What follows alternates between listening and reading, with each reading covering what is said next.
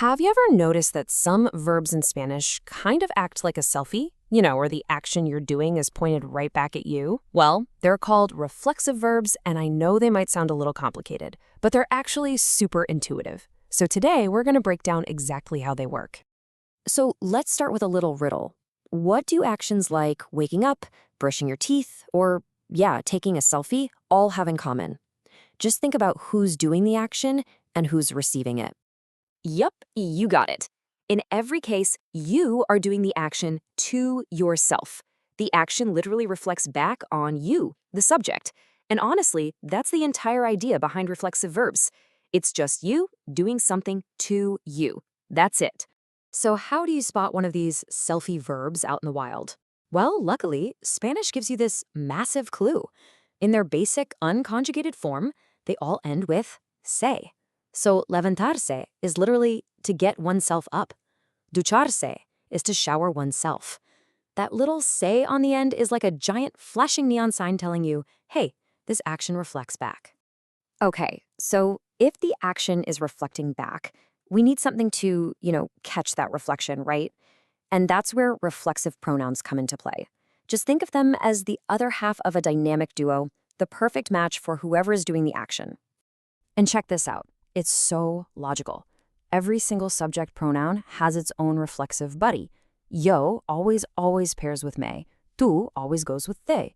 It's a perfect one-to-one system. The only real trick is just remembering which one goes with which.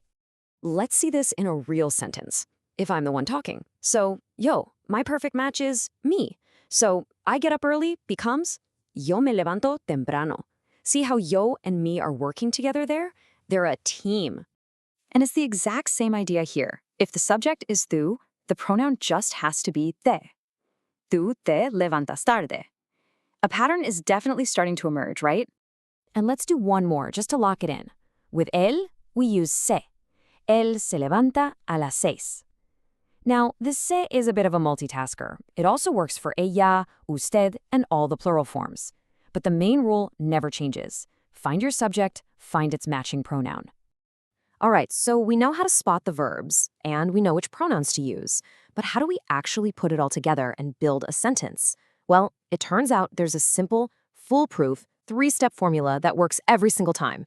Let's walk through it. We'll use our good friend levantarse to get oneself up as our guinea pig. It's a classic reflexive verb you'll hear all the time. Step 1, and this is the easiest one, by far.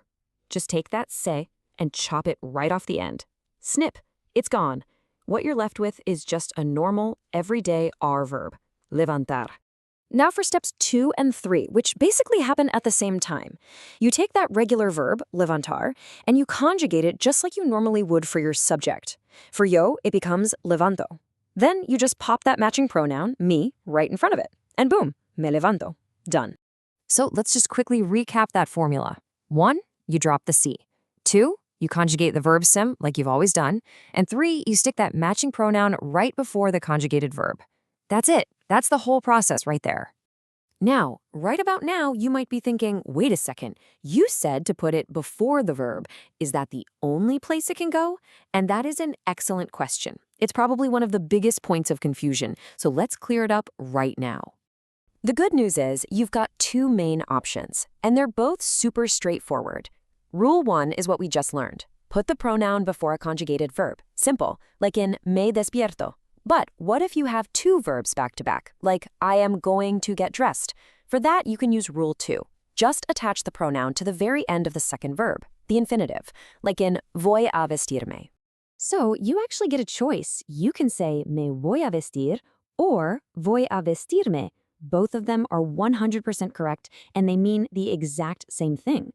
It really just comes down to personal preference, so you can use whichever one flows better for you. Okay, that is enough theory. The best way to really make this stuff stick is to actually do it. So let's run through a few quick practice rounds. I'll show you a sentence with a blank, and you see if you can fill it in. Ready? Okay, here is the first one. The subject is yo, and our verb is levantarse. Remember those 3 steps. What do you think goes in the blank? Take a second. The answer is me levanto. Of course. Yo matches with me, and the yo form of levantar is levanto. If you got that, awesome job. All right, next up, let's go a little faster this time. We've got do and the verb ducharse. What's the answer? And the answer is te duchas.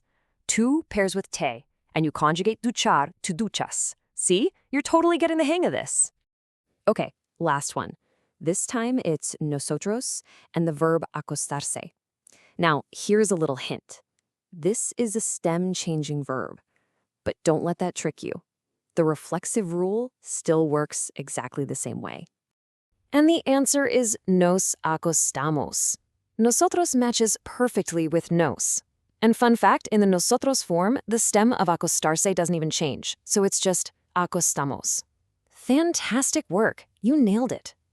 So after all of this, if there is only one thing you walk away with today, please let it be this. The number one most important rule is to always match the reflexive pronoun to the subject. If you can get that right, you have pretty much unlocked the biggest secret to Spanish reflexive verbs. It isn't about memorizing a bunch of crazy rules, it's just about making that one simple connection.